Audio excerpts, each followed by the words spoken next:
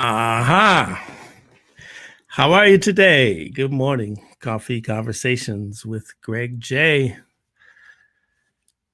Greetings. Just trying a new thing around here. Man, so many things are going on. I'm really glad that you're able to join us today. Coffee Conversations with Greg J, Facebook Live, YouTube, then the audio version all over where you get your favorite podcast live from the Dream Creator Studios here. Thinking about the arts today, got a couple of things happening this morning. We're going to be linking up with Johannesburg, South Africa. As you might know, I'm really interested in the arts, right? The arts. And I found, there's this story my friend told me about over in South Africa where the artists are staging sit-ins in front of the National Arts Council, out there in Johannesburg. And let me bring in our guest and talk a little bit about it. But then I want to show you a news report all the way from Johannesburg, South Africa, to really show you what's going on, why the artists are protesting. And we'll just dive into some facts that are happening over there. Hold on for a minute. Let me dial in my good friend, Pastor Kelvin Sauls. Good morning, sir. Hey, good morning, man. Freedom Day, brother. Yes, Freedom Day. Straight up from South LA to what's it? Is it South Long Beach to South Africa? We hooking up, man. Good day, brother. So Freedom Day, explain to the people what that is right there. Today's Freedom Day in South Africa. Freedom Day is a very, very important day for us. Of course, it's the day of when the democratic South Africa was born. And certainly, today we remember those who fought the good fight and who died for our freedom. And I'm remembering, I was in Ohio, when I went to vote for the first time.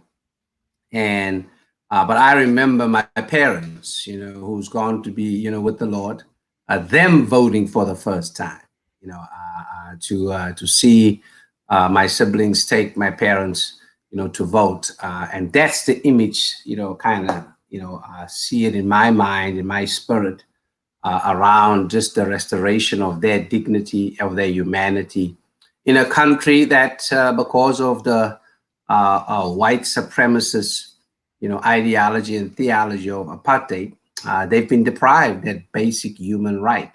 And so Freedom Day, I remember it personally as with family, but also with the entire country, when democratically elected president, Nelson Mandela was elected.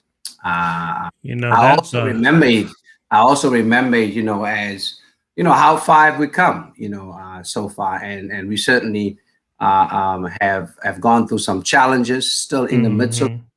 But Freedom Day, is both a combination of hope and celebration, but also one of pain that is calling us to elevation in terms of what South Africa can be, needs to be, and must be. So that's how I'm rolling. Right. I'm glad to be here with you.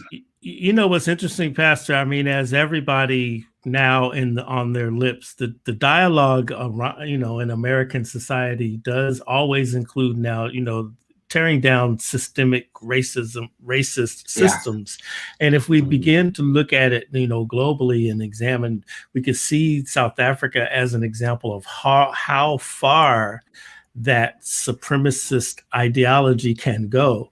And, I've been over there several times and, wide awake, about, even, people who spoke out against the system, imprisoned and at a much larger, it's just a very strong example of how far that system can go. And you're right, just the whole idea of liberation in that context it's deep, man. It's deep. No, you're right, man.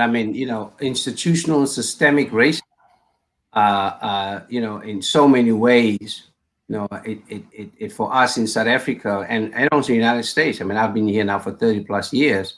It runs deep, and it has shaped consciousness. It has shaped, who gets valued, who doesn't get valued. It created a value gap in so many ways, around it. So, it might change, overnight by way of policy, but it takes a while to kind of deal with it. But it's a rotten tree, and the only way you deal with a rotten tree is you've got to deal with its roots, and that's why we're talking about institutional and systemic racism. It's all about how we engage in changing attitudes, cultures, and most of all, changing behavior and policies if we are to come out on the other end, celebrating, people's humanity.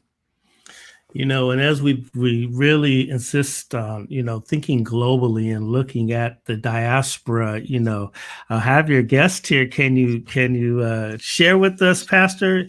We saw. Well, let me do this. Before we bring them on, can I share the little news clip that's happening over there about the national arts? Well, let's do this. Bring in our guest. He's here all the way from Johannesburg, and then I'm gonna show you this news clip here. Go ahead. Yeah, man. Let's see. Yeah, today I'm so glad to celebrate my Freedom Day with one of my friends, my brothers, my comrades. In fact, one of my heroes, Mzwakhe, the people's poet, Mbuli. Mzwakhe is one who's been at the forefront of fighting apartheid and is now at the forefront of building, a new South Africa, a powerful, creative, and a liberative voice, around that. People always ask me, well, who's this guy? I would tell people here, hey, you all know the last poets. Well, we got them too. And his name is Mzwakhe Mbuli, and he's doing some awesome work, in South Africa, with artists. He has a new project out called Vukadaki that is just thought-provoking and transformative. He is transnational. He speaks to what's happening with Black lives here in the United States and what's happening with Black lives in South Africa. So he's just at the forefront. And because of his proximity to the struggle, brings a lot of passion and power to it, relevance to it. And so today I'm glad to kick off, my Freedom Day, in Los Angeles with my comrade, my brother, and none other than, MKZ, the people's MKZ. Yes. Mbuli. Yes, sir. Yebo. Hey, Yebo. I love it. Greetings, sir. How are you? Finding you, Greg. It's a pleasure having me talk to you guys and my comrade brother, Kelvin Souls. Man, it is an honor, sir. I'm speechless. I'm just an honor, and thank you for all that you have done for the liberation of people, man. I mean, when I read your resume, I was like, woo, yikes. My brother has done it for us. Yes, man. Thank you. Thank you for your service. Yes. Now tell us a little bit about the National Arts Council. Isn't it interesting how in the struggle, right, there's this whole essence of arts culture, right? There's a soundtrack of the movement, through spoken word, through music, through even now, nowadays through film and digital media, but there's always a cultural, artistic essence of it. And I want to talk to you today about what's going on with the National Arts Council in South Africa. I'm going to play a news clip from a news agency in South Africa, and then we can kind of chat about this and why this is so, profound, because I do know about arts councils here on the United States side, and it would be interesting to hear your story of how what the artists are doing, advocating for their arts. So hold on one sec. This is, let me just share screen. Technology is something, isn't it? Yeah, I love it. Man, we all getting used to it, man. Still. Mm-hmm. All right, y'all. This is a very interesting story, and we're going to get down into it. Here we go.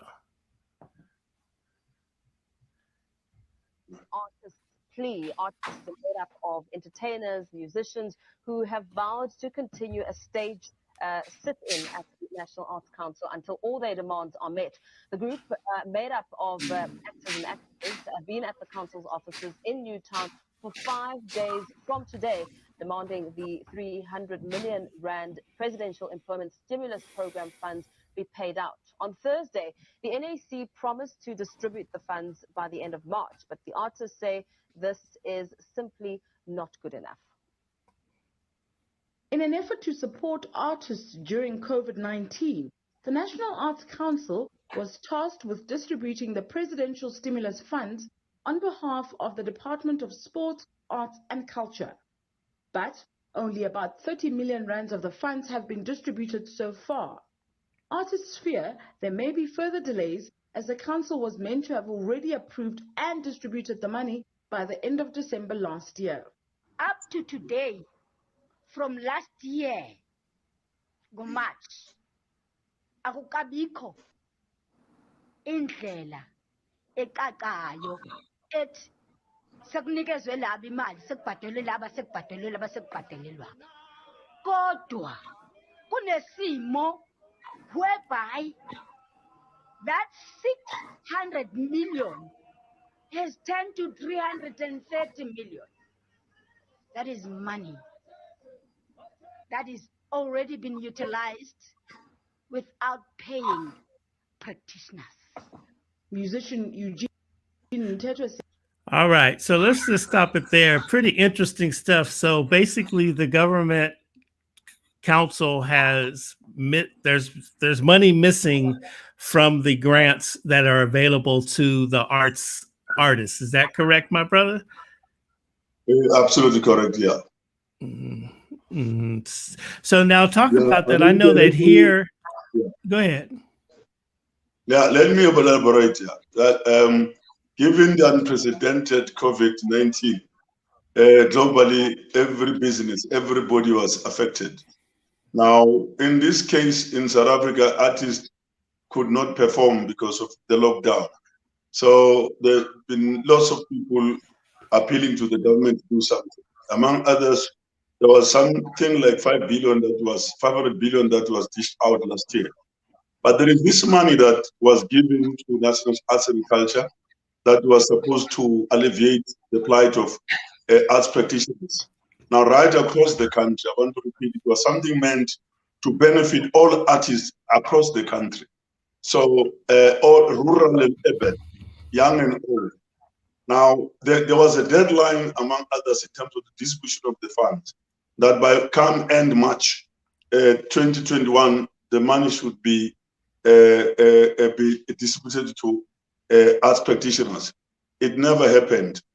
Some people received notices that their applications, a number of them up to 700, I'm talking about rejected, applications. Then at the same time, even some were told it was a bit strange because they knew exactly what they signed for. But suddenly people were told you must cut and sign a new contract because the amounts were reduced. There was on the cut contract, rumor is a great traveler, that some people were overpaid. Now, I think to stick to the matter is that you have a sister, Sibongile Mngoma, who happens to be a sister to the late Sibongile Kumar. She decided to go to National Arts Council to find out, to get hold of to find out who was paid, because a lot of people were talking about the fact that they haven't received payments despite the fact that they received approval letters. It was supposed to, you don't need to be a scientific rocket at, a person to figure it out or to dish out, to answer the questions that were raised by Sibongile Ngoma, for example. But instead, it became very clear that as Sibongile decided to stage a sit-in, that was not the initial intention. She came innocently to us to find out how things were being done. And then thereafter, other artists joined her. Now, I'm just to cut the long story short. I mean, today we talk about more than 48 days. I mean, sitting in without answers. Now, what is unfortunate that the Arts Council has got its own board of directors who decided out of the 350 million that was dished out, 300 million, they decided to pay themselves. And there are companies that were deregistered, unregistered companies without tax clearance certificates. All those people were paid. So corruption, mismanagement of funds.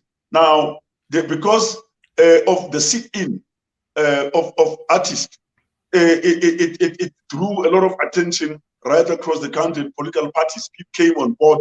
People came visit artists that were no longer sleeping at their comfortable homes and beds. They left their families, their children. I'm talking about females, women here. Now, at some stage, the Minister of Arts and Culture called a press conference, publicly said, listen to the contradiction here. There is no money missing. There is no money missing. 1, 2, the 300 million is still there. 2, 3, we are going to take drastic action. I'm quoting verbatim. They are going to take drastic actions to those who mismanage the funding. 4, that no money missing, people were overpaid. When somebody was supposed to pay 100,000, a person ended up with 800,000. When somebody, but 2 projects, a person was supposed to earn 300,000, end up with $1 million. Then we have those who did apply using 4, 5, 6, 7 companies, right? An element of greed. So now here is a minister who says, 1, no money is missing. 2, the money is still there. 3, heads are going to roll. They'll see the roll. So it means heads will roll. Then, therefore, at the same press conference, the minister ushered a public apology for the mishandling and the treatment of artists. So I am saying things in South Africa went wrong at CODESA. When Mandela and all of them were negotiating a free South Africa, Winnie Mandela said they over-negotiated. They were more concerned about raising the flag, the new flag.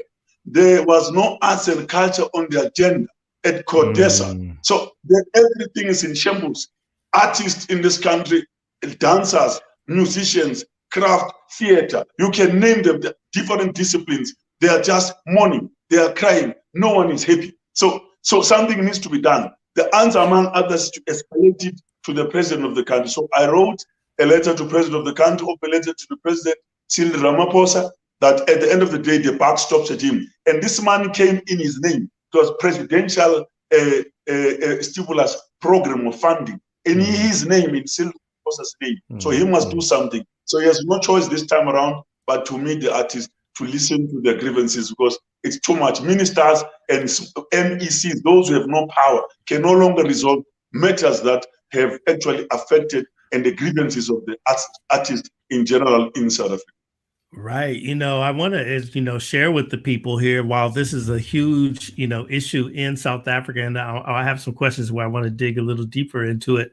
But, as we recover, in societies, the arts is very, very important, right, to recovery. The whatever systems are in place, have to be activated too as we recover. We have to continue to advocate that the arts are an essential service to recovery. And I think that this is what Brother MK is talking about right now. Here in South Africa, there's the institution that is supposed to have, COVID affected all these people that you might take them for granted. I'm talking musicians, dancers, actors, painters, all of these people, really need to have some sort of relief. And wow, it's almost unimaginable to see what's really, really going on. I've seen the need similar here in these United States, but I've also seen, arts councils, move in successful support of the people. I want to ask you, Brother MK. Okay, so when the people, how MZ? Okay, sorry. Okay, listen, my brother. Listen. So when the arts council, so these are, you guys call them petitioners. So these are the same thing as grants. They're petitioning the government for funding for their projects. That's correct. Do I understand it properly? Right. And so the government hasn't paid them. Now, I saw some articles where they were suggesting that somebody might have, absconded with the money. Is that possible, or is it a mismanagement of accounting? Why do you think what's your sense of why this is happening? Okay, I think let me put it plainly. It's no longer just an issue between the artists and the media or expose. As I speak to you, in South Africa, in the States, we've got FBI. In South Africa, we've got the Hawks. So the issue is it's being investigated by the Hawks. So it's serious to that level, not ordinary South African police services. The issues now is being handled by the Hawks. Because the money has disappeared. Got a case. There's embezzlement of funds. So money that was meant for artists has gone elsewhere. So I'm saying because there is corruption, now the Hawks are on top of the situation. I see. Yeah. Wow. Okay. That's good. Yeah. I mean, just to say, Greg, these are covert relief funds for artists. And you and I, that artists, and for us in South Africa, and freedom and liberation are two sides of the same coin. The artists played a pivotal role, including having to go into exile to spread the message of freedom, to tell the message, of oppression, and to help us imagine liberation. So yes, you are right. Art plays, and then the same thing. Art and artists play a very pivotal role in nation building, right? In building of a nation, and we are in South Africa still in building mode. And artists have done an extraordinary, job on that. And we've lost several of them. Jonas Gwangwa, we lost recently. Brother Yui, we lost, recently. Sibongile Khumalo. That's right, you see. And some like, Don Matera and others are up in age, are very fragile, yet, they still, speak truth, to power even now, because it is essential that during COVID, as you know, just like here, artists were affected, in painful and challenging ways. And so these were funds to really, care for artists and their families so that they can make it through COVID. And it is very sad, painful, and disappointing, that these funds has been misappropriated. Around that. So I think it's very, very important, for us to, really get to the bottom of this so that artists such as Mzwakhe and others, really have access to what they need to continue doing what they're doing. Because even now, during the pandemic, we need artists to inspire us, artists to encourage us, artists to continue to be creative and innovative as to, how they stimulate us, and all of that. Mzwakhe, let me ask you, so you in the struggle, I was reading your music was banned, your poets, the government banned you? Yeah. I was declared the enemy of apartheid regime. My number was 7748. I survived 6 assassination attempts. I have bullet wounds. My home, Pinville home in Soweto, was bombed, attacked with hand grenades. I was in and out of detention. The South African Broadcasting Corporation banned my music for 13 years. My torturers would always say, how come, why don't I write about the daffodils? the lilies and the birds. Why do I have this kind of poet that got a name like Mandela? Those lyrics were provocative. I from day one until where I am, I never mince words. I never compromise the truth. I always spoke truth to power. So I was not afraid, regardless of the pain and the consequences of what would happen to me. Even if I was in prison or detention, I would come out and soldier on. Even when my home was attacked with hand grenades, it was, I don't know how it did it, but it was Nelson Mandela who wrote a letter to me whilst in prison. That's how he befriended me and encouraged me to soldier on. So yes, I have been a thorn in the flesh of the apartheid regime. And to this day, I'm saying, Vuga Dachi. I am saying, wake up. Now I'm speaking a language that could have been banned, outlawed under apartheid regime, because I'm saying, Vuga Dachi, wake up. The moment of truth has come. I'm saying the end of apartheid did not end racism. The end of apartheid did not end inequality. The end of apartheid did not end poverty. The end of apartheid did not bring economic freedom. So the minerals are still in white hands. The economy is still in white hands. And now is the time to change the narrative. Think deep and change the narrative. So this is me. This is the language I've spoken over the years. This is the language that caused trouble for me, because the previous apartheid regime did not want this kind of a message. The message perhaps they wanted was a person like me and others to pick up a mic and sing, squeeze me baby, squeeze me baby, squeeze me baby, whilst we were dying, while the ground was soaked with the blood of the martyrs. You had people were in exile, people were in prison. You have said right now, even Reverend David Souls, especially Jonas Gwangwa, as we speak about this whole issue of NAC, Jonas Gwangwa passed on having not benefited from the 300 million that was meant to benefit artists in this country. Jonas Gwangwa spent 30 years in exile, like Miriam Makeba Chumasigel. 30 years, it's too long. These guys came to this country, a country that could not appreciate having raised an apartheid flag abroad, kept the fires burning. But when they came to this country, their music could not be played because of payola. You need to pay, you need to bribe, you need to be blackmailed. You're at the mercy of greedy compilers and producers. But it's a subject of another day. So I'm just simply saying to you, Greg and guys, that it's a journey of resilience. I have always been a prisoner of hope that regardless of circumstances, we will soldier on and victory is certain. It's not yet Uhuru. Our freedom is not free. This is freedom day to day in South Africa, the 27th of April. It's freedom month. Freedom without dignity is not freedom.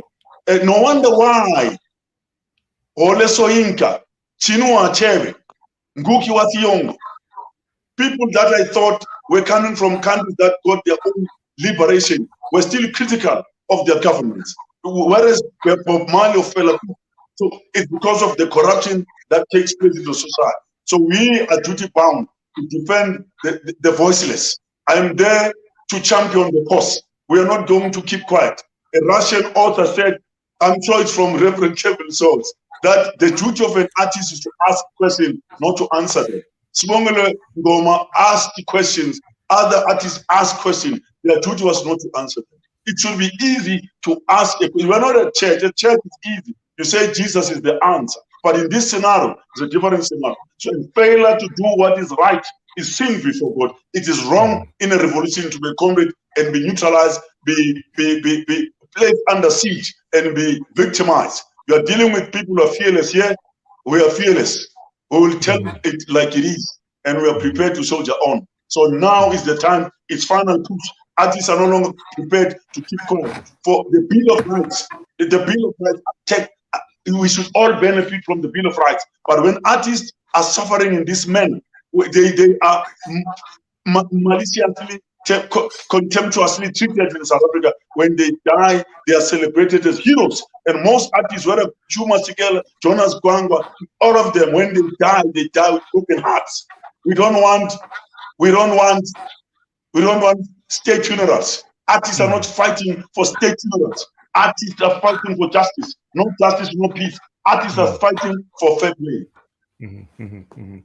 Wow, you know, this is everywhere that, you know, Pastor Sauls, it's interesting just to, you know, embrace the thought this morning of the struggle as a global, you know, movement, and the awakening that I think I hope to have, you know, and hope to see in the community. I mean, this is really powerful stuff, man.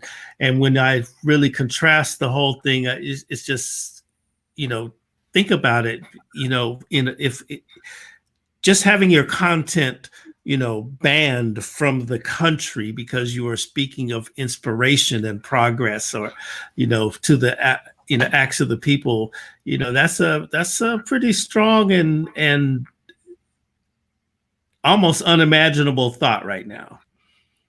Yes, I mean, you know, we just went through the Academy Awards, and we had a lot of movies and music this year that was really speaking truth to power here in the United States. I mean, her, you know, got the Oscar, you know, for the song that she wrote and performed, powerful. You know, the whole piece with Leah Daniels, you know, connecting with Andra Day, and really give us the true story, you know, around, you know, again, a powerful, beautiful artist around just 2 words, strange fruit, right? You know, of that. So, so you're right. You know, whether it's, you know, I mean, you know, Angela Davis says the struggle is constant. We struggle before liberation, you know, to free ourselves, you know, from the chains of oppression. We struggle after, you know, liberation, because we want to envision a country that is healthier, that is fairer, a country, you know, that is equitable. And we're still doing that in the United States, even now, you know, after all these years. People continue to be in denial, and it's going to be the same thing in, you know, in South Africa. And the point is clear. You know, any democracy is at risk where integrity is compromised, where there's no transparency, you know, because of how, you know, people's, you know, monies and resources are handled, right? And when there's no accountability. And those, you know, 3 pieces right now are really at the core of what is, you know, allowing this Freedom Day, you know, to really be one of a wake-up call in terms of where we are in South Africa and where we're going, you know, for that democracy to be strong, vital, and vibrant as it was meant to be, you know, for all. Yeah, you know, the thought is occurring to me now too, you know, we got to open up, because I mean, most of those categories that you mentioned as artists need a venue to perform, and it's got to hurry up and open up, you know, and I guess that's gotta really be considered too. Mr. Mzwakhe, let me ask you, sir, what about the venues in South Africa? Are you guys opening up? How's it going? Like, if we correct it today and artists get the funding, will the venues be open to allow them to express their art? Well, I assume it could assist. It can happen, but still things are under lockdowns, like so, but there are no spectators. But something can be done. This money was meant for artists to initiate projects. It could obviously assist the people. As I say, they're hungry. I say in Mzwakhe, poverty has color in South Africa. In South Africa, poverty has color. In South Africa, we're politically free, but not free from poverty. Yeah. So there was a report in December last year, Oxfam, that South Africa thrive on 3 things: inequality, poverty, and racism. Racism, in my Mzwakhe album, I refer to as racism is barbarism by barbaric baboons. It's not acceptable what happens in the States. What's happened elsewhere affects us. You touch one of us, you touch all of us. So there is no DNA for racism. There are no genes for racism. There is no baby-born racism. Racism is a mental disease, a virus, a brain cancer of the mind that runs deep from bone to marrow. Racists are morally bankrupt. They are vicious. They are vampires. You know. So Yeah. I'm saying because it comes to me that once Freedom Day, one must think of Rodney King, Eric Donner, Anton Rose, Michael Brown, you know, Lucan McDonald, Trevor Martin, Breonna Taylor, George Floyd. I think these thugs, these thugs and hooligans in police uniform needs to be condemned. It cannot be. Once people are beginning to celebrate the conviction of those who killed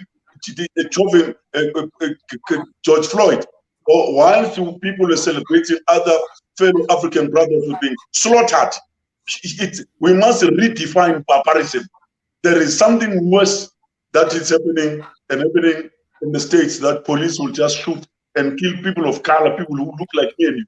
It's one thing to discriminate about a person that I don't like this person, but it's another to kill. Thou shalt not kill. It's worse. But yeah, it was just a deviation, but a relevant deviation. Yes, if we no, I mean it's real talk. Yeah, it's real talk. You know, it's interesting that you would bring that up, and you know, I think that in the last year in the United States, there's been, you know, a cultural awakening. I think that everybody is really looking at, if there's a shift happening among the people in the, you know, in the thought process, and, you know, to hear you speak and to just realize that it's only been what, 27, 28 years since democracy. Is that what we're saying? Is it how many years has it been, Pastor? 27 years. 27 years. So since democracy. You know, I don't know how to put it to you. That people are whinging, people are hurting, people. You know, there is no protest without pain. Now people are hurting, but coincidentally, as we speak today, on particular, it was the death of Kwame Nkrumah, 1972. You know, history. These things you get reminded. And again, I'm talking about history because what comes to my mind is your Rosa Parks, your John Lewis, your Martin Luther King, Kika Michael, you know, yes. Philip Randolph, Angela Davis, and them. So it's just, we are one. Yes, brother. Yes. We are one. Yes, I agree. Our struggle should be a struggle without borders. I know Reverend Kevin Souls talks about a faith without borders. Our struggle should be That's right. Yes, that's sir. what it is. That's what it is. And all about building bridges of music, arts, and culture. Hey, you know what's? Let me ask you a question now. Okay, where can I get your music? Online. My music is all over on the digital platforms. So just remember, you said at the beginning, my first two albums in South Africa were banned. It was an album titled Change is Pain. The second one was Unbroken Spirit. It was also banned. But now, because of the digital platform, these albums, these tracks, we can find them, and you can find them you can download on the digital platform. But the fever now, the Booga Daki thing fever, it's an African renaissance. Yeah. It's something that must bring back the spirit of W. Du Bois, Sobukwe, Martin Luther King, Malcolm X. It's a revolution. Robert Sobukwe.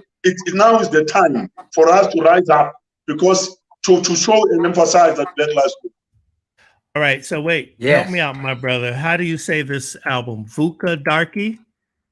Vuka Darky. Vuka says, wake up. Yeah. So when I say Darky, Darky refers to people of color. Whereas it's your okay, so I'm saying Vukadarkie. Yeah, it's like Vuka African. I don't know what to say. Vuka African American, it will apply. Vuka Connect, it will apply. Vuka Kelvin Souls, it will apply. So, you know, if Vuka activists of Black Lives Matter, let's wake up. So you can never say to somebody must wake up unless somebody's asleep. So that is why I'm saying it's the mind of the most potent weapon of the oppressor. Those are the lyrics in this song. The most potent weapon of the oppressor is the mind of the oppressed. Yeah, that is what I'm saying. Now it's time to think and change the narrative. Buy black, buy brilliantly, buy wisely. charity begins at home. Now's the time for patriotic love. That is the message. Towards the end, it says, the future is in your hands. Black Lives Matter. That is the track. Wow. Amen.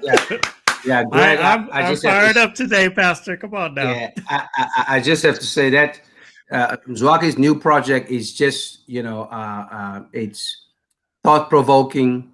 It's breathtaking. It really invites us into a deeper analysis as to how we've come in South Africa right now. But the powerful thing about this new project, it is transnational, right? It is borderless, because he also touches in this, a project on what's happening in the United States, and in a breakdown, if you will. This album really works on building a bridge. One people, one struggle. White supremacy has infected and affected all of us, in disastrous and treacherous ways, right? And now's the time to see, how we connect with one another, meet each other at the intersection, organize and mobilize for our collective liberation. That's what Mzwakhe, is all about. And I hope I'm going to have him on my, show, Faith Without Borders, pretty soon. And I hope that, you who do such an excellent work around Afro pop, and just, you, Greg, have expanded my horizons around, Afro pop, that, you would do a special with him and just showcase that music and talk about it, because, it is really, really powerful, in terms of bringing that poetry together with those Afro pop beats. Just extraordinary. I found something on YouTube. I'm going to play it at the end, but I think Facebook might try to mute it. That's why I'll play it at the end so that people can see it. No, I'll do better yet. I'm going to post these that I found on YouTube from Mzwakhe Mbuli on the Coffee with Conversations with Greg J. Facebook page, and then also on the website at Beach City Radio, beachcityradio.com, and you guys can go through and check out the music. Man, I'm always talking about how, music and spoken word and the arts are, it's essential to this shift of thought as the Cultural Revolution evolves, right?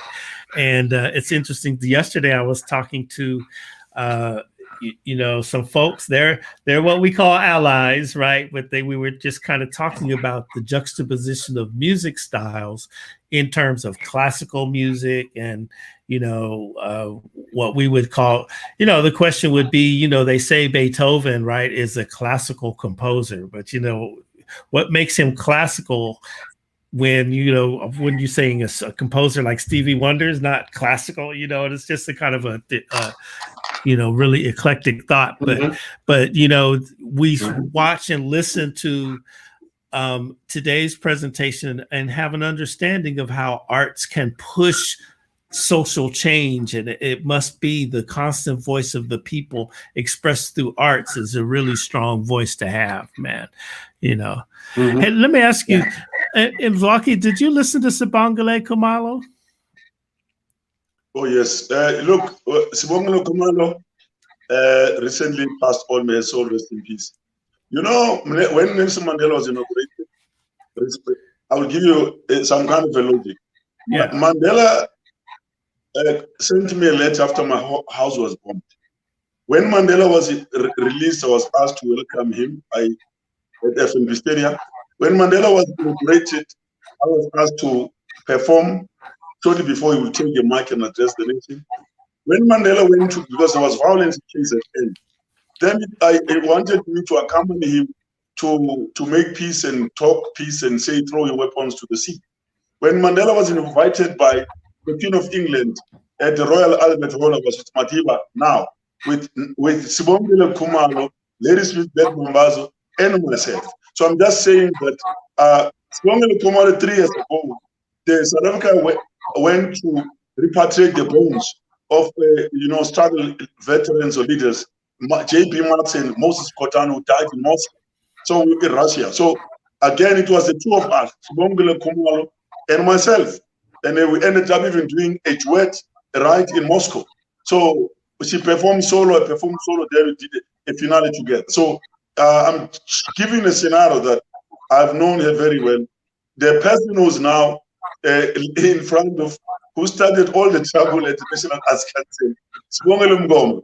She's a niece of Sibongile Kumar in terms of African culture, because she was supposed to be mourning the death of her sister, but instead she's part of those who have staged a sit-in that has gone more than 48 days. It's not acceptable. It's not acceptable. If people are gender sensitive, it's not acceptable. Wow, that's I know it's supposed to end with the president of the country. Yeah. So, okay. Let me just kind of shift gears here, because I really want to get into this this other case that we were going to do a part 2 on there, Pastor. I want to get into the shooting death of Lindani Minyeni. Okay. Yes, sir. Yes. You know, this is a case that's in Honolulu, Hawaii, and I'm really interested because something you said when you were saying we are all one. You know, in Honolulu, the police shot and killed the brother Lindani Minyeni.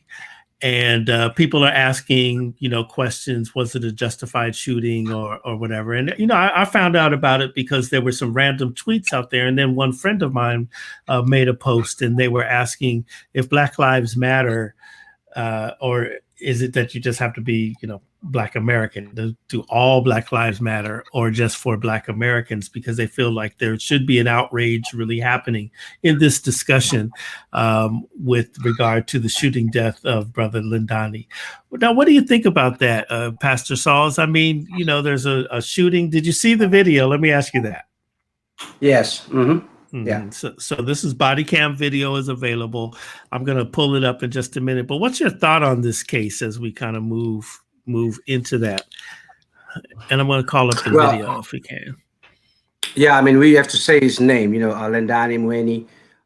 That's very, very important. Look, there is, you know, no value gap when it comes to, who's Black talking about, right? All Black lives matter, you know, and that's very, very important for us. And I know there is a lot of pain, you know, around this because of how people are responding to it. But I know in a few minutes we will have on one of the organizers, you know, Mpo out of Denver, Colorado, that leads the Southern African community there, and is doing a powerful work there. Yes, you know, we have to connect the dots here, because the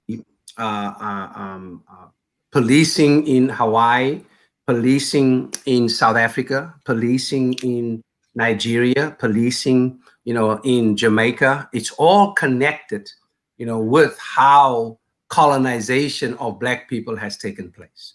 There's a direct connection around how policing, you know, took place for us in South Africa. You know, the same thing is rooted, you know, in, you know, how darkies were, right?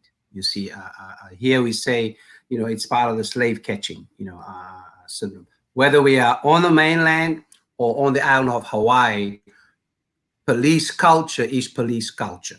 And it has to be held accountable. It has to be held to a higher standard around that. This is very, very tragic. It is a transnational tragedy. And I believe, you know, he has arrived home safely, you know, with his wife and children, where he will be, you know, receiving a proper burial. But, you know, the fight for justice for Lindani must continue, just like the fight, you know, for Brother Wright, you know, the fight for Brianna, you know, must continue, you know, as we, you know, look at the, you know, the practice and pattern of policing. You know, Eastern North Carolina has been awakened because of what has happened there around a father of 7 being executed. Is that Elizabethtown? You know, in Elizabethtown, North Carolina. So there is, and then, you know, so there has been a coordinated effort of how policing has, you know, has been done. You know, so there's no national strategy around fair and just policing, right? There is a national strategy around how policing is being done in terms of, the violent response, the destructive response, the way policing take place right now. And so I saw a press conference yesterday. I'm part of Clergy for Black Lives here, and we, work, of course, with Black Lives Matter, closely, and there's pain. I'm the co-founder of Alliance for Just Immigration. There's pain, and so we will be looking for ways, to deal, with what's a coordinated and strategic response to this around. But I'm looking forward, to hearing from the folk who are closer to this particular painful challenge, and to try and see how we can facilitate support and solidarity. That's a good stuff. I watched the video. I was going to show it just now, but I think I'll tell you what, you guys, I'll post it on the website. I don't want to, it's graphic, and I don't know if we need a little bit more, So a friend of mine said the pornography of Black pain. Yeah. Yikes. Yeah, but I think it's good to have those who are close to the situation. Of course, Mzwakhe is at home and he can, provide some perspective from there. But Mpo, who's here, can provide us with some other thoughts. Ricky Samuels, another comrade of mine up in Oakland. They are working on this, and it's important that we hear from the people who are in close proximity to what's been happening there around. All right, let's see if we can get him. We're waiting on him. Let's see. Okay. Let's see. Yeah, because this is really powerful stuff. We have to, you understand that the minds are shifting culturally across the board. Wow, it's just really, if y'all will just indulge me for just 1 sec, I'm going to try to get our brother on from Denver. Why don't you continue, Greg, and I'll try him. You try him? Okay, thank you. All right, hold on. I'm going to take you out right quick. My brother, it's really, really something. I know. Now, how old were you? You don't look, you look about 40. How old were you when you were getting banned and everything like that? I was young. Yes. I accept and I embrace the compliment with a smile. If I look 40 when I'm 60, then I've done well. Thank God be the glory. I started when I was young. I think, look, we did an interview with Brother Souls. When I was born, there was already a war, or I was born in a war situation, because Sophia Town was dismantled. So where I was born, I cannot point today. I was born in Sophia Town. Sophia Town was dismantled by force, by the apartheid forces using bulldozers. So can you imagine when I was an infant in that scenario, furniture bulldozers and stuff? So it means I was born in a war situation. I was provoked when I was still a baby, sucking milk from my mother. So they started. So when people were saying I was causing trouble in South Africa, no, it's the other way around. They have started. So I was made militant by the circumstances I found myself in. And the following year, there was a massacre, human slaughter. 69 people were shot dead, mostly at the back, 180 injured. So it was a war situation.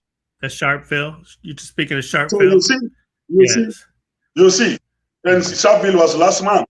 Sharpeville commemoration was last month. No one was held responsible.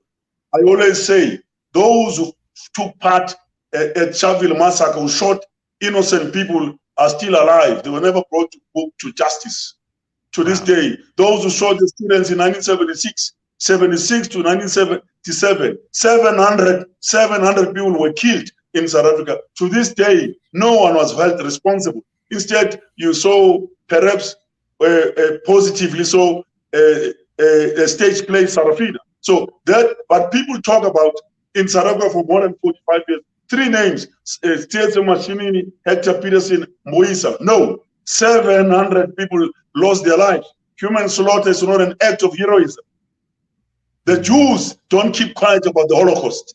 We cannot keep quiet about what has happened in our country. As I speak to you, a week ago I was approached by what they call Department of Justice. They say it's a TRC unit, Truth and Reconciliation Unit. I'm supposed to be compensated or something like that now. But that process started in 2017. Me and Mrs. Biko, she's part of that list. Nothing has happened until now. But when Nelson Mandela in 1998 was given a final report about the Truth and Reconciliation Committee, 200 people were supposed to be prosecuted for apartheid-era crimes. It's 2021, 27th April. No one has been arrested or prosecuted. Wow. Why? For their crimes during apartheid. Wow. So they just swept it under the rug, I guess, and just want to keep on going. Wow, that is incredible. I want to go back to Youth Day. So June 16th, 1976 really strikes me deep in my heart. I've been to the Hector Peterson Museum. That's 400 students that the police killed. That's a lot. Yes, that's a massacre. It's a lot. It's a lot. So, just tell this. Yeah, let me just tell the story of it for the people. Is like, this is when, the students, I'm talking middle school age, high school age students began to protest because the government wanted to teach in the Afrikaans language, the language of the oppressor. And so they, the students, of course, were having difficulty, I guess, adjusting from their native language, the Bantu languages. So they took to the streets in protest. Police were called, shot into the crowd on June 16th, and it's 400 students were killed. And when I go to that museum, man, I break down in tears, man. That's a lot. That's my class. You know what I'm saying? Just right there. You see, I was there. I was there. If you want to say when I started to be involved in this, I was there. Miraculously, bullets missed me. But my fellow students were next to me, walking with me, were shot. We're all in school uniform, all of us wearing white shirts. Just imagine white shirts in red, tanned red. People now, again, people should know that when the police opened fire, it was not rubber bullets, it was live ammunition. Check the age. Most of those people who died, and at that time, 13 years, 14 years, 15 years, even 2021. A child of 13 years cannot threaten your life, Greg. And if you have a firearm, you know the rules. Either you have a warning shot or something. But in this case, it's like somebody said, the students in Soweto are protesting against using the oppressor's language. Go shoot to kill. Was that exactly what happened to all of us? So I'm saying that was one of the cruelest era of our times. And that was, the history, the paradigm shift. Things completely changed because to this day, as I say, fortunately, Greg, for your information, for 2014, we started the research doing what I'm talking about, the June 16 story, the move. Last year, because of COVID, it was affected. But I happened to be the executive producer of the June 16 movie. And this movie, everything, even the script, took us 2 years to finish the script. So want to believe we'll resume and go ahead because the story has to be told. The June 16 story has never been told. Yeah, that's true. Like you're saying in documentary form, or it just needs to be told. Yeah. That's just very, very powerful. So you survived on that day. That is in Soweto. Where are you now in Johannesburg? I'm based in the south. I'm in the Joburg South. Joburg South, okay. It's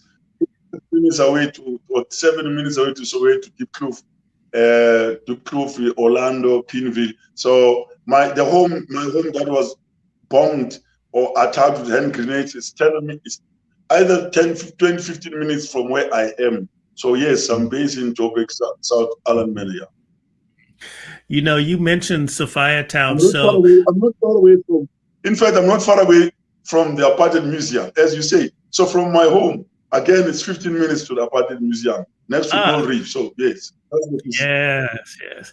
I went in that apartheid museum. When we come over there, that's the first place that we go, and just to give context of our tour, and that apartheid museum, I've been in there several times. It is really, really something, and gives you a lot of context, right, on the nature, the stifling oppressive nature of apartheid, and you get an awakening there. Let me see where Pastor Sauls is here. Let's see, brother. Good morning.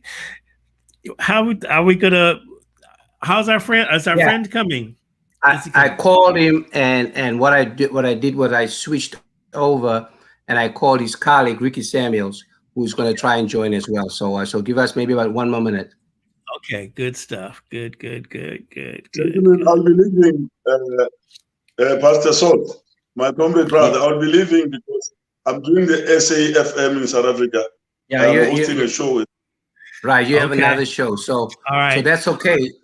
Okay, everybody. Okay, so I'm gonna make sure that they get get access to your music, and then how can we get a hold of you?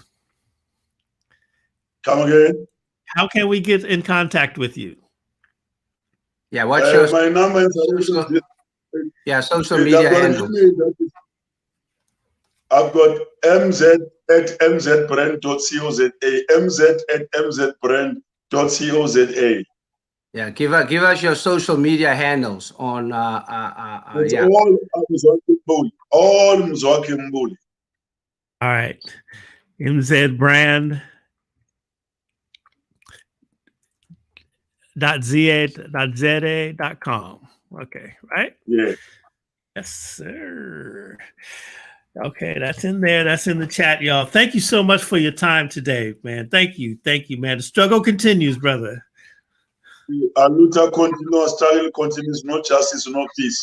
All right, yeah, yes, sir. Yes, my sir. boo, yeah. Hashtag racist police must fall. Racist police must fall. Black Lives Matter. All right, that's right. I love it. That's good stuff. That's great. Good.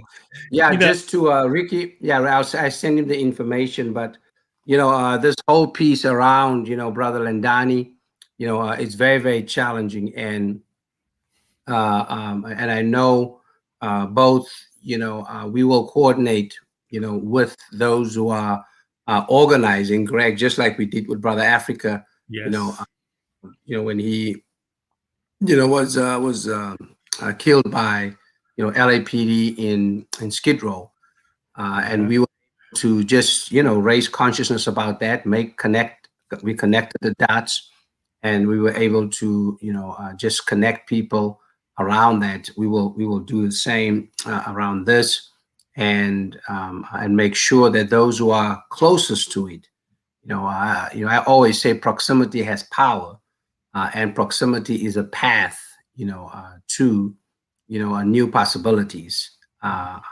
These are the individuals that are close to it, and certainly, but it's so important that we make the connection around what's been going on, not just in the Honolulu Police Department, but in that particular precinct where Dani, was shot and killed.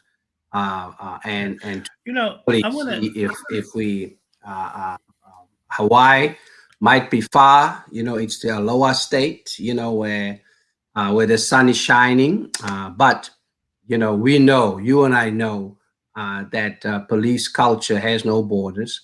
I just think on that one, definitely they need advocacy, right? And need someone to advocate to get to the bottom of this. I'm just saying, when there's so many questions, the video, the body cam is very, very sketchy. And, when you look at it, Brother Lendani, he does attack the police, and I don't know what the whole story is behind that. And I think that's what's missing, and, I guess people are looking at whether or not the officer should have, fired him. Once again, we're at that point where we're beginning to ask, okay, what were the alternatives that officer had in that split-second decision.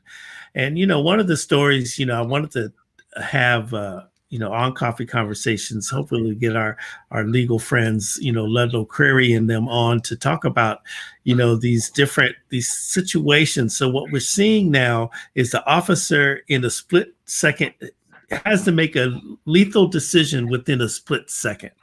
And there have been some very recent examples of tragic consequences, Brother Lindani being one of them. So okay, go ahead and tell me. No, I mean, you're absolutely right. I mean, there are alternatives to lethal action. I mean, we've been pushing for a long time now to see how we can make the necessary adjustments, urgent adjustments to police training, right? Well, Brother Wright, in Brooklyn Center, there was a taser is an alternative, right? I mean, the discrepancy here and the disparity is, why is the response always violent and lethal towards Black people, especially Black men? Do we have something else? It's almost like we don't want to de-escalate and rehabilitate the situation, right? We want to just take the person out. The other thing about, how the discrepancy and disparity around who decides what to release, right? This it made the difference, in the George Floyd, case. You see, it was not just police, body cams. It was also, the 6 cameras on the street. That's right. That's 9 minutes and 29 seconds. Right. So the other piece around it is that policing ain't about killing Black folk. Let's just be clear. I mean, if it's all about protect and serve, then the question will always be, well, who are you trying to protect and who are you trying to serve? Of course, we can make a lot of conclusions around that, you see, but the evidence has shown, facts have shown that there is a value gap between the protection of white folk and Black folk and the service provided to Black folk or white folk. Right? Police departments work for us. Yeah. We are taxed, and so we cannot continue to fund our own a section of of any city or county budget, right? That always results in the killing of our own folk. Okay, Pastor Sauls, Ricky is here, so introduce us to Ricky. Yeah, Ricky is, again, friend, brother, and comrade. We've worked together for a long time.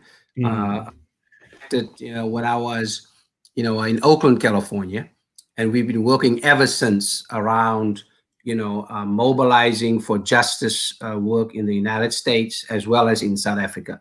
And he grew up I grew up in Cliptown, Eldorado Park townships. He grew up in Western. In fact, when we were growing up, we didn't know each other, but always, were caught up, in rival gangs and all of that. But he's a good brother. He's an organizer and one who really speaks to the pain of Black folk here and, those who are marginalized in South Africa. And he's been, basically, educating and informing me about, Lindani, and works with some of the folk who are organizing support and solidarity, for Lindani. And let's bring them on. Ricky Samuels, Oaktown, in the house. Greetings, brothers. Greetings. Welcome to Coffee Conversations with Greg J. We just let's see, you have your headphones on? No. I got a bit of an echo from you. Okay, no headphones. Okay, there we go. Oh, no. Okay, well, we'll just go. We'll get to it. Greetings and thank you so much for coming to Coffee Conversations with Greg J. I was made aware of the story of Brother Lindani from some friends of mine in South Africa when they began to send me the tweets where they were saying, you know, do all Black lives matter, or is it just Black Americans' lives that matter? And then they pointed to the tragic shooting of Lindani Minyani out in Honolulu, Hawaii. I saw the video. I saw the press conferences that they did when they presented the video from the body cam. What are the questions that the community is asking in this particular case? Well, I think the most important thing that they're looking at is that the last status that I look at is the Honolulu police are still holding back some of the 911 calls. The 911 calls have not been released. There's also other video footage. As you know, the police will only release a video that they can get their narrative out, and that's the usual case over and over. But with the lawyer's statement, many of us that have been talking, trying to put this puzzle together, like this man he's an honorable character, a guy who played rugby. Plus, I believe he's from a royalty. He's actually a prince, and me growing up in my early stages in KwaZulu-Natal, I'll go back to, just the Boy Scouts of America. That whole thing with Lord Baden-Powell took that whole thing just by studying the Zulus and the honorable character, to start the first Brown Sea troop in Europe. And that spread across the world. You don't see that in history, but that is the real history. So when I refer back to that, I'm talking about when these warriors, when they train, when they become initiated as young boys, there is so much honor, the respect for the woman, the mutual respect. Of course, the way this thing went down, if you shine a bright light in somebody's face without identifying you as a police officer, this man must have thought he's being robbed. And he was just protecting himself. And that's the narrative. That's what we were thinking. How can this ever happen? I mean, when you watch the video, after they shot him, that's when they say police. So yeah, they shoot him right after. They identify themselves after. You're absolutely right. I did see the video, and I have a lot of questions. I mean, and then I saw an interview with his wife and everything, and so let me just ask though, to the question that my fellow South Africans are asking. Does Honolulu, I guess we don't really think of Honolulu as a place of, of white supremacy or, situations with the police. I mean, we get the image that Hawaii is just all peaceful and chill and everything like that. And certainly they were saying that, in COVID, as everywhere, there's probably more arrests or anything. Will we find out? How do we find out why Brother Lindani was at the location he was at? And I'm going to put the video on the Coffee Conversations with Greg J Facebook page. I won't play it here. I just want y'all to see it if you want to look at it. But it is pretty tragic, and it leaves so many questions. So who on the island is advocating for Brother Lindani? It's his wife. That's the person who's supposed to be as a guest today. He knows more about that. That's my brother in Denver and Paul. But I guess he did not make the guest today. So Reverend Calvin Souls connected with me just to fill in the space for him, because he did try to connect with him Paul today. So I I wouldn't say I'm the right spokesman on this, but what I know and what we've been talking about, that's all that I can share. But I know that his employee is the one that's been really trying to help the family. There is another South African or Southern African there that set up the GoFundMe page, and also he's trying to help in Hawaii. And it is like a small community, very small community in Hawaii. Yeah. Yeah, I mean, probably just to add to that is, we. Good question here. I'm sorry. Pastor Sauls, I noticed here, just like when we were advocating for Brother Africa on Skid Row, it's important that his earthly body gets shipped back to the continent for burial. I noticed that. Talk a little bit about that, and then go ahead and make your point in African culture, how that is very important for the deceased to, be returned to the earth on the continent. Well, I think, it's different in different cultures, and it all has to do with the person's resources, their access to resources. I've done, several funerals of, African sisters and brothers that, had to take place here, or the family chose for it to take place here, because even though this is not the land of their birth, it is the home where they are at. So it's a personal decision, but it is the desire of, sisters and brothers to be transported back to their birthplace. I mean, we just facilitated the funeral of a former member of my former church, Holman Church, and she wanted to go back to Mississippi. She was over 100 years old, so there is it's an innate human desire, that I want to be buried, where my ancestors are, where my people. That's right. So I think that's just a African thing. That's a Black thing. That's a Black folk thing. And so the South African government did step in, to work on facilitating, that. And as I mentioned earlier on, we believe that he is, arriving, in South Africa, so that there can be proper burial, for him. And now, in his honor, the fight must continue. This is one fight. It is one people. We're trying to achieve one goal here, which is, the liberation of Black people, whether it's in the southern, part of the continent of Africa, or in South LA, or where Ricky is, in East Oakland.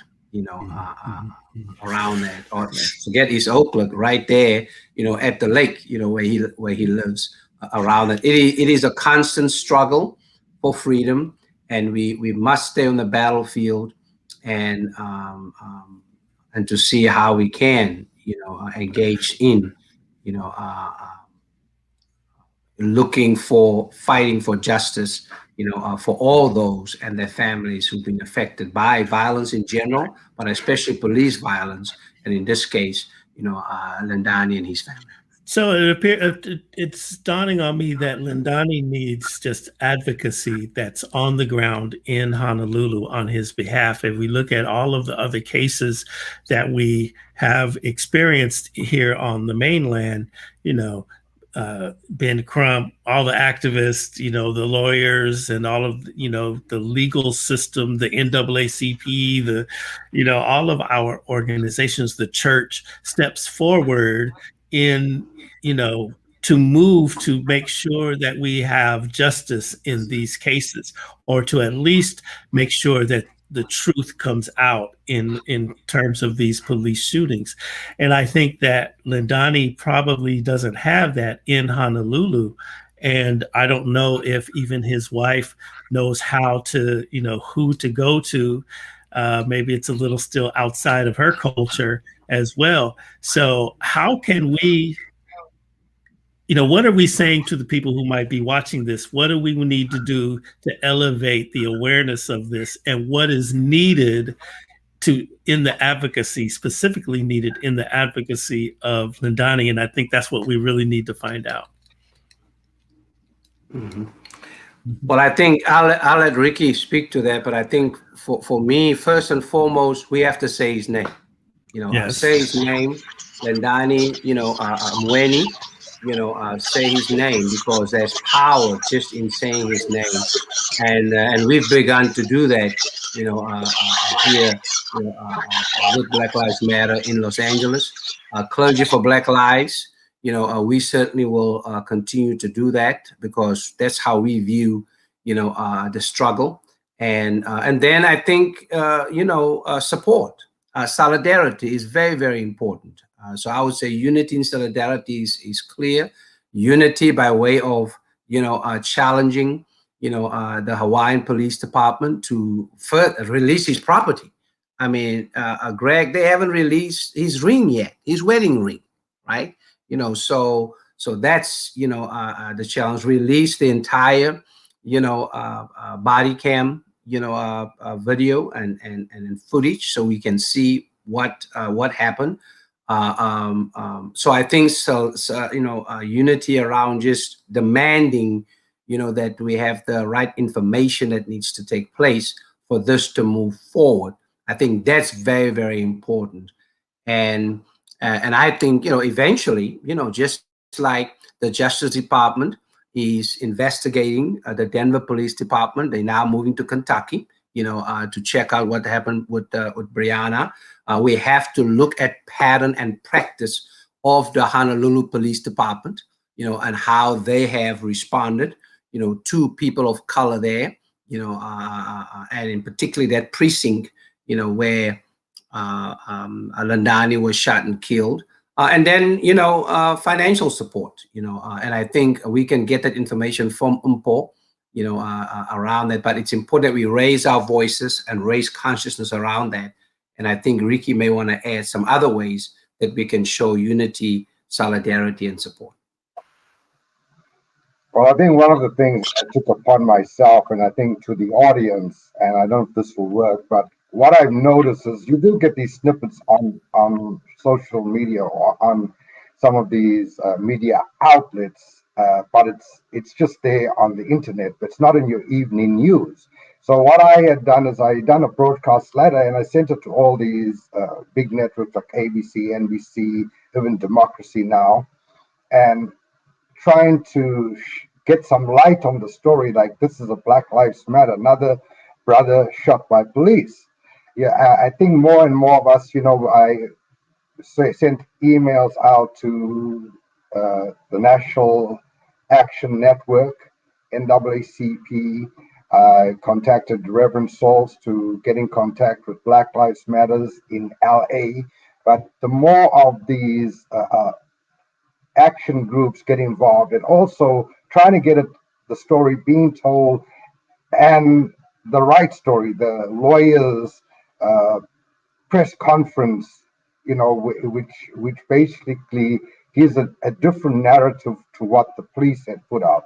So we need to get the right kind of narrative out there, that more and more people become aware of this. Because even when I sent that message just to some fellow Africans here in the Bay Area, like the Tanzanians and the Congolese, they were not aware of it because it's not on mainstream news. So I think if more and more of us have some kind of a campaign, or even the audience saying, well, how come I didn't see this on my evening news? Is this not newsworthy? And if not, I'm most probably make my email available for people to maybe just duplicate the broadcast letter and try to personalize it and then send it out to these outlets. I think the more we do that, the more attention we'll get to Landani. And like, we got to just keep saying his name, that, this brother died by murder, police murder.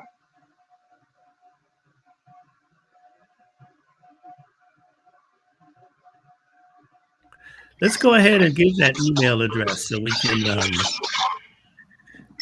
have the people join you in this attempt to raise awareness. So the email is Ricky, RICKEY _ the word email, EMAIL @yahoo.com. All right, that's in the yep. They'll be in the chat there, y'all. To get a hold of it. Okay, this is great stuff. I'm glad that we're able to try to come together and make sure that awareness is raised for Lindani. I mean, there's so many questions and so many areas that need to be investigated, and I really applaud you for going to, the NAACP, all the NAN, National Action Network, and all that, so that people can be made aware of this advocacy that's needed in Honolulu, Hawaii. And I hope to shout out to my friends in South Africa. Futis, thank you so much, my girl, for sending me the information, about Lindani. Did you guys know that, the political party EFF in South Africa has been going to the U.S. Embassy to protest this and other police killings in the United States? Did you guys see that in the news? Yes. Yes, I mean, I'm glad you sent it to us, and I think, Greg, it's so important to point out that their protest there is not just about the loss of Lendani's life. Their protest at the U.S. Embassy in Pretoria is for the onslaught of, on Black lives in America. So there we see, the intersection and the bridge that's being built in terms of one people, one fight around what we're dealing with as it relates to policing, here in the United States. So so much love and appreciation, to the EFF, for always being at the forefront, speaking truth to power, however uncomfortable and unpopular it might be. I think, we must, affirm where affirmation is needed around that. But it's very important to look at their message, and I'll put it on my social message too. It is about, protesting the onslaught on Black lives, in America.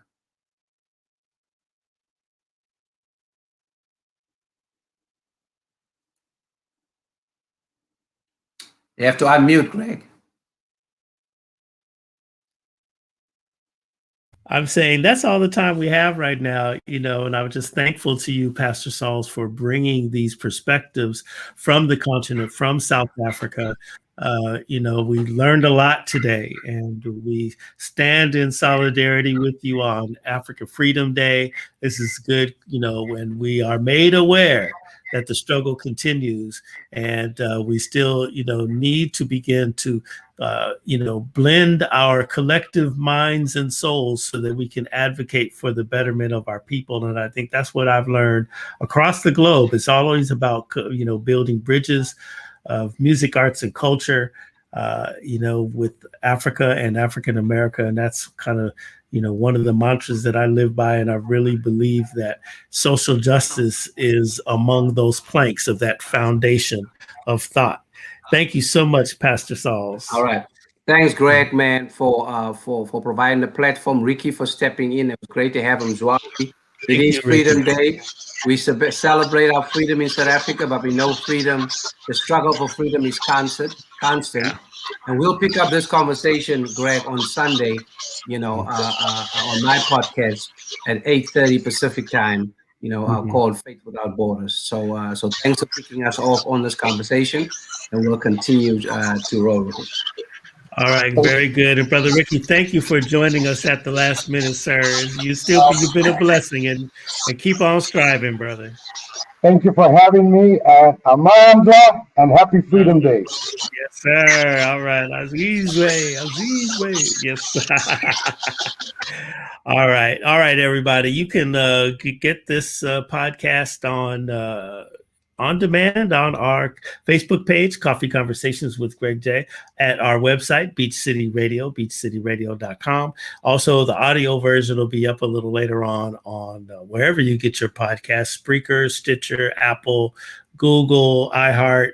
We're out there. We're just growing and really continuing to, for the culture, just inform and inspire you right here. Coffee Conversations with Greg J. Okay, ran a little long today, just fascinating conversations. Thank you again so much for listening.